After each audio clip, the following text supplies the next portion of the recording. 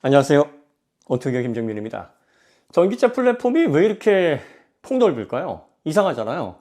그리고 왜 전기차 플랫폼에 PA 시스템이 왜 들어간다 그러고 배터리가 왜 들어간다 그러고 소프트웨어는 또 뭐야?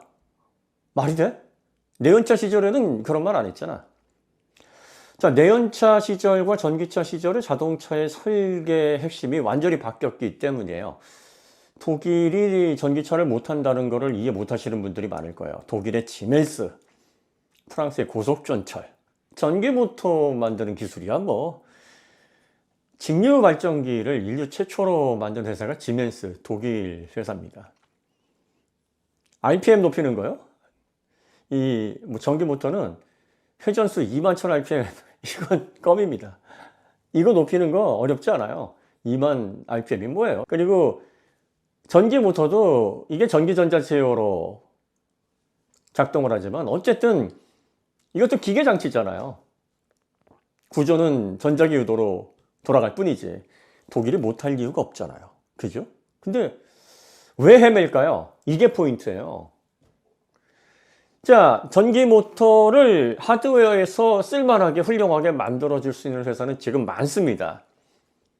전기 모터가 내연 엔진보다 훨씬 더 먼저 나왔어요. 그러니까 기술축적으로 따지면 전기 모터에 대한 노하우가 더 많죠. 그리고 산업기구서부터 가전제품까지 초소형, 우리가 여러분들 그 카메라에 쓰는 렌즈 있잖아요. 거기에도 초음파 모터 이런 것들이 들어갑니다. 이 모터의 종류와 모터의 기반 기술은 내연차 엔진보다 훨씬 더 광범위하고 또 그 테크트리가 잘 쌓여져 있습니다. 그리고 독일, 일본은 특히 초소형 모터 기술이 아주 발군이죠. 미국, 뭐 대형 소형 할 것 없이 정말 잘 만듭니다. 그런데 왜 전기차 관련된 핵심 기술에 있어서 대한민국이 주도하고 중국이 저렇게 빠르게 따라오고 과거에서부터 그런 기반 기술을 잘 쌓아온 유럽과 일본 그리고 미국은 테슬라를 제외하고는 왜 어려움에 빠졌냐? 배터리가 들어가서 그 한정된 그 전원을 가지고 최대한 성능도 내고 긴 거리도 확보를 해야 되기 때문입니다. 이게 자동차의 핵심이 돼버렸어요. 내연차에서는 적당히 엔진 잘 만들고 변속기 잘 만들고, 그런데 사실 변속기까지도 본인들이 안 만들어도 됐어요. 보그오너, GF, 특히 GF 변속기가 BMW와 궁합이 정말 잘 맞습니다.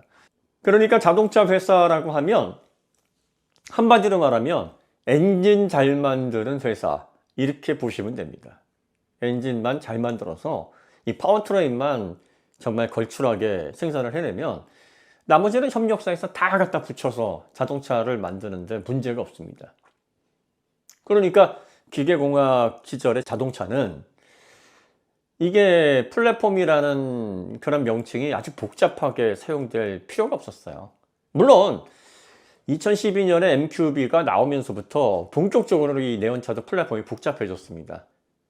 플랫폼이 복잡해지기 시작한 건 이유가 딱 하나예요. 하나의 기본 틀을 만들어 놓고 최대한 많은 차를 생산하자. 이게 포디즘에서 이야기하는 대량 생산의 가장 발전된 형태입니다. 그리고 그 MQB의 기본적인 주제가 모듈러예요.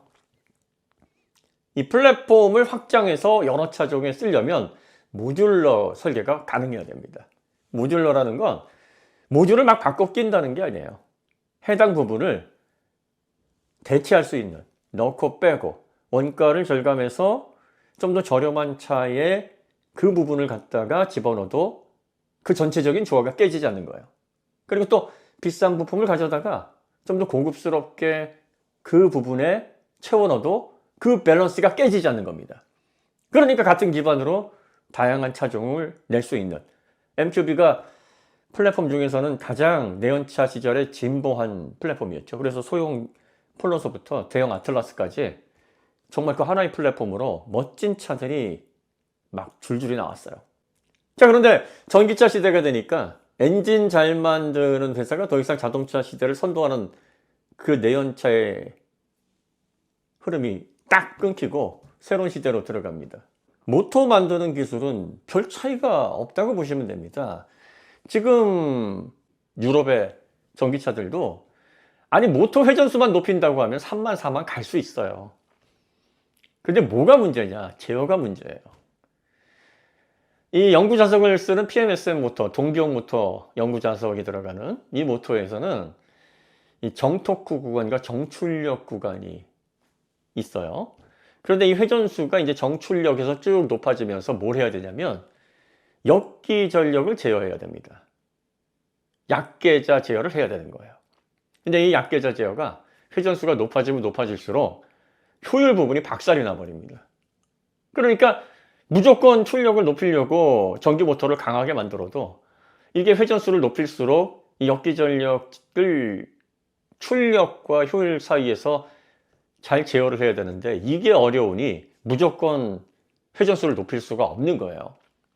그러면 전기 모터를 잘 만들어서 넣으면 끝나는 게 아니라 이 전기 모터가 몇 RPM까지 회전을 하는 그 리미트를 설정해 놓고 여기까지가 출력과 효율을 적당히 잡아내서 대중전기차로서의 가치를 잡아낼 수 있는 우리 기술의 한계다. 이게 명확해지는 거예요. 그러니까 예전에는 엔진을 공학적으로 잘 만들어 놓고 이 엔진에 따라서 기업의 기술력이 이렇게 1, 2, 3, 4등 줄을 세울 수가 있었고, 물론 뭐 엔진만 다 좋다고 되는 건 아닌데 변속기도 잘 붙고 동력 전달 장치도 훌륭하고 차대 설계도 좋아야 되고 서스펜션 이것도 훌륭하게 구성이 돼야 되고 뭐 다 필요합니다. 그런데 그 출발이 엔진이었고 다른 장치들도 마찬가지였어요.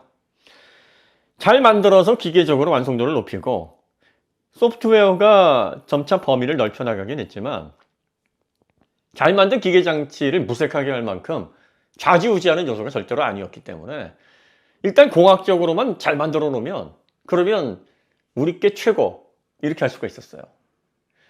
근데 전기차는 전기모터 회전수를 높이는 건 문제가 없는데 높이면 제어 영역이 완전히 혼란해지고 그리고 출력과 효율을 잡는 이 밸런스가 완전히 무너져 버립니다. 이런 전기차를 어떻게 냅니까? 그러니까 야 여기까지 회전수를 제한할 수밖에 없겠다. 우리는 더 올라가면 우리는 더 이상 안 되는구나. 이게 약계자 제어에서 더 이상 이걸 효율을 확보할 수 있는 방법이 없겠구나 해서 제한을 거는 거고, 어떤 제조사는 우리 건 21,000rpm까지도 괜찮아. 여기까지도 할 수 있어. 여기까지도 효율 확보해서 한정적인 배터리 전력만으로 출력과 긴 주행거리를 아주 효율적으로 잡아낼 수 있어. 그래서 21,000rpm을 딱 걸어놓고. 그런데 그 핵심이 모터를 잘 만드는 게 아니에요. 인버터의 기술, 약계자 제어의 기술, 소프트웨어의 영역으로 넘어간 겁니다. 그러니까 지금은 전기 모터 잘 만드는 회사가 전기차 시대를 선도하는 게 아니라 이 전기 모터를 가지고 배터리를 어떻게 관리하고 그리고 약계자 제어를 통해서 이 동기용 모터, 영구자석을 사용하는 동기용 모터의 출력과 효율을, 다시 말해서 인덕터스 설계를 얼마나 잘할 수 있느냐, 이 영역으로 넘어갔어요. 그러니까 내연차 시대에서 전기차 시대로 넘어가니까 플랫폼의 정의가 확 바뀌는 겁니다. PE 시스템이래. PE 시스템이 전기차의 핵심이래. 그 PE 시스템을 보니까 전기모터, 인버터, 감속기 플러스 배터리, 그리고 이걸 통해서 최적의 성능을 이끌어내는 소프트웨어, 이게 한 묶음이 되는 거예요. 이게 가장 중요한 게 되는 겁니다. 자, 이렇게 생각을 해보세요. 현대, 기아, 테슬라가 사용하는 모터, 그만한 모터는 독일, 일본 다 만들어낼 수 있습니다. 배터리요? 사오면 되잖아요. 지금 아이론5N이 서킷에서 끝판왕의 성능을 보여주고 있는데 거기 들어가는 21,000rpm 모터 만들기 어려운 거 아니에요. 거기 들어가는 배터리 SK에 주문하면 E603 셀이거든요. E603 셀 사다가 끼우면 됩니다. 장착하면 돼요. 이미 포드에서 그거 F150 라이트닝에서 잘 쓰고 있습니다. 그러면 그거 갖다가 구성한다고 그 성능이 나오냐? 안 나오는 게 문제예요. 내연차 시절에는 벤츠에서 엔진 사오고 GF에서 변속기 사오고 이런 식으로 해서 가장 최고의 부품이 뭐냐 이렇게 조율을 하잖아요. 그럼 얼추 비슷하게 나옵니다. 물론 그렇다고 해도 전반적인 밸런스를 조율을 하는 면에 있어서 차이는 있을 수 있겠지만, 그렇다고 해서 야 이게 왜 있다우냐 이런 결과물이 안 나와요. 전기차는 아이오닉 5N을 만들었어? 그럼 우리도 똑같이 해보자. 21,000rpm까지 내는 모터를 만들어. 그리고 배터리는 2603 셀 같은 그 정도의 하이니켈 출력 밀도를 가지고 있는, 에너지 밀도를 가지고 있는 배터리 붙여. 그럼 전기차가 나올 것 같죠? 그럼 벌써 나왔지. 안 나온다는 거예요. 왜? 전기 모터가 21,000rpm까지 올라가도 출력과 효율에 밸런스를 잡아낼 수 있을 만한 제어 기술이 없다. 그리고 배터리가 전력을 내면서 방전 시 출력 C레이트가 높아짐에도 불구하고 그 온도를 60도 이상 넘기지 않아야 돼요. 60도 이상 넘겨버리면 리튬이온 전지의 효율이 확 떨어지니까 항상 그 밑으로 제어를 해야 됩니다. 그리고 또 많은 제조사들을 당황하게 하는 게 바로 이 회생제동입니다. 회생제동. 이 회생제동은 그야말로 역기 전력을 어떻게 제어하느냐에 따른 결과물이거든요. 이게 사실 배터리라는 한정적인 전원만 아니면 회생제동에 그렇게 목매일 필요가 없어요. 예를 들어서 배터리에 선이 계속 연결이 돼가지고 계속 충전만 가능하다면, 스마트폰 왜 충전기 끼워서 쓸 수 있는 그런 정도라 그러면 아무 상관없습니다. 그런데 이 스마트폰은 사실 배터리 용량이 중요하긴 한데 집에서 사무실에서는 항상 충전을 꽂아주고 사용할 수 있잖아요. 전기차는 어떻습니까? 충전을 꽂아둔 상태로 사용할 수가 없어요. 전선 매달고 어떻게 달립니까? 그러니까 70kWh든 80kWh든 거기 그 저장된 에너지만을 사용해야 되는데, 이것 때문에 회생제동이 정말 큰 역할을 하는 거예요. 감속 시 생기는 그 에너지를 열로 날리지 말고 그걸 다시 재충전할 수 있어서 한정된 배터리를 계속 충전을 해서 주행거리를 확장하는 그 기술이 첫 번째고, 그 다음 두 번째가 제동이니까, 제동은 브레이크의 물리적인 부담감을 줄여주는 거잖아요. 그래서 이 회생제동을 강하게 설정하면 할수록 물리 브레이크를 사용하는 빈도가 줄어듭니다. 그럼 단순히 브레이크 로터와 캘리퍼를 절약하는 용도만이냐? 아니죠. 빠르게 감속해야 될 때 이 제동 신뢰성과 안정성을 높여주는 거예요. 그 대표적인 게 서킷을, 뉴르부르클링을 막 3랩을 한 번에 소화하는 아이오닉 5N의 그 강력한 회생제동에 따른 제동 효과.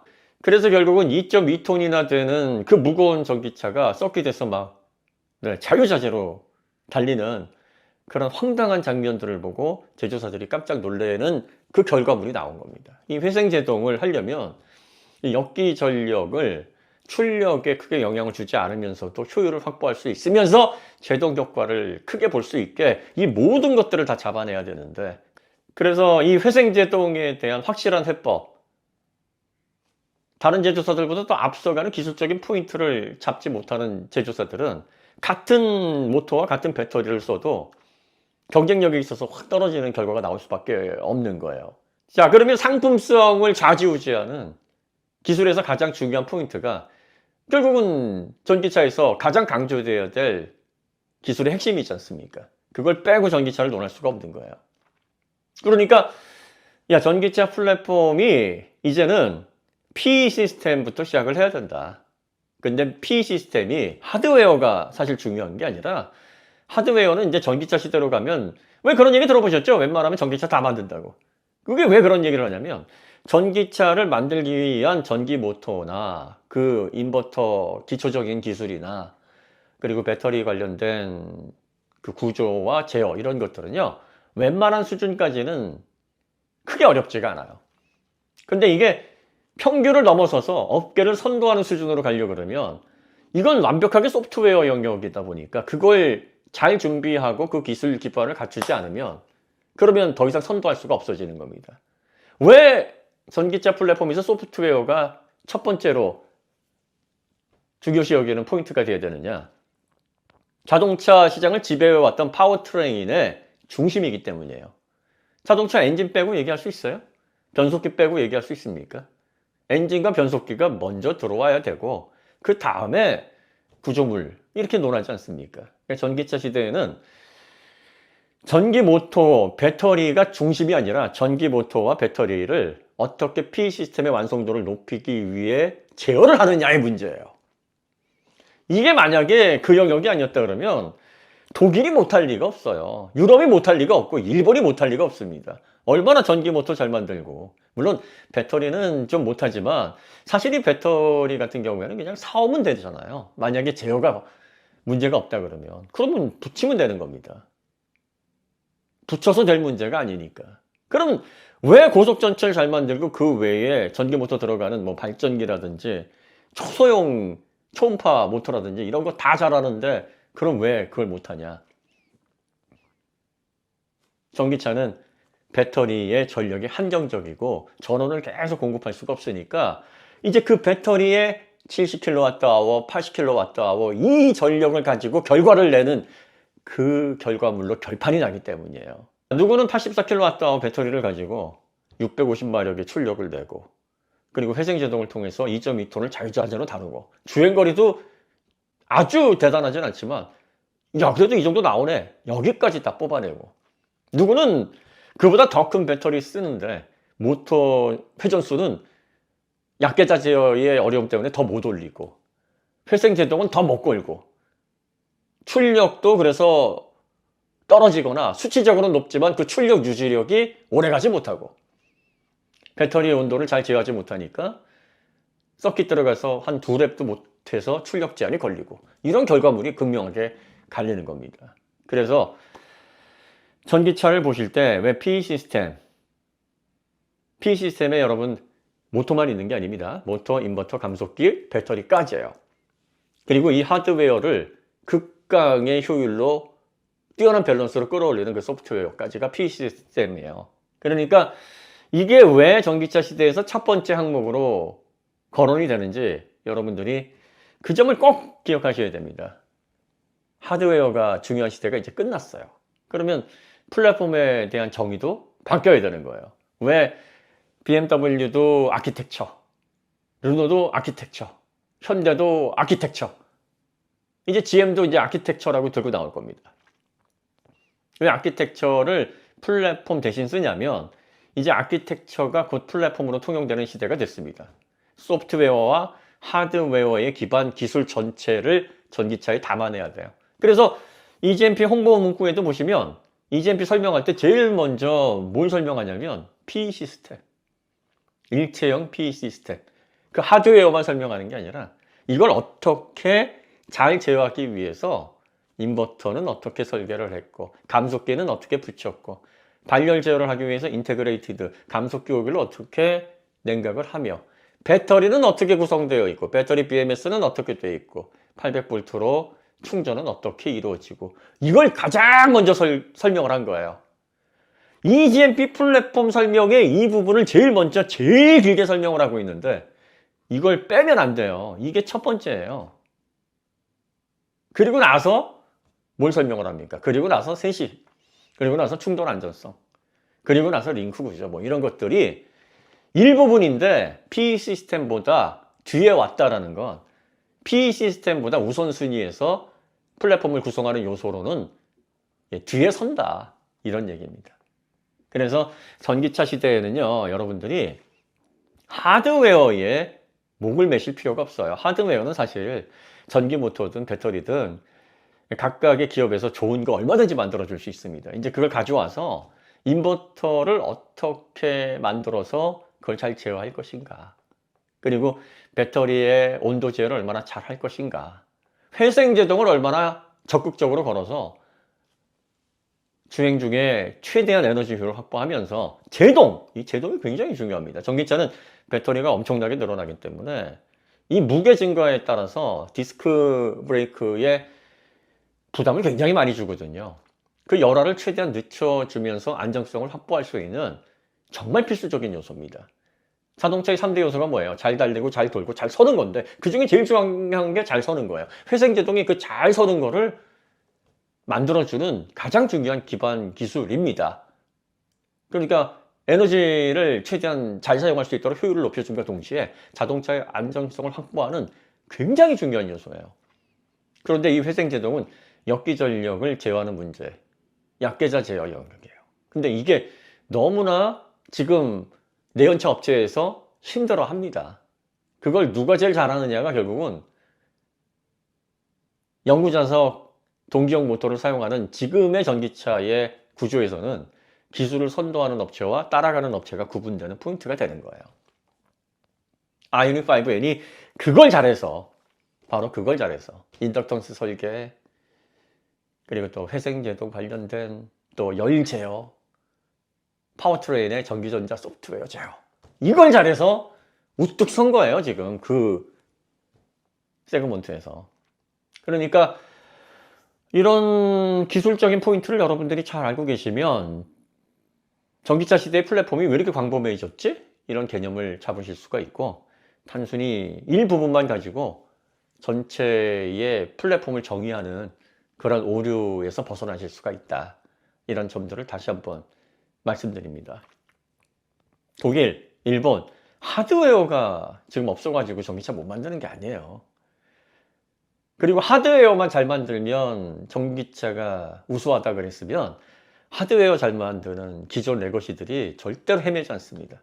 그러면 기술의 핵심이 바뀌었으니 이제 그 기술을 정의하는 그 중심에 서 있는 플랫폼, 앞으로는 이제 이 플랫폼을 아키텍처로 대처합니다. 아키텍처가 플랫폼의 의미를 담아서 전기차 시대에서는 기반 기술이 될 거예요. 이 정의가 바뀌는 것도 너무나 당연한 거예요. 그리고 그 정의에 가장 먼저 고려돼야 될 건 P 시스템. 이게 명확한 흐름이다라는 걸 다시 한번 말씀드립니다. 저희는 다음에 더 좋은 콘텐츠로 찾아뵙겠습니다. 감사합니다.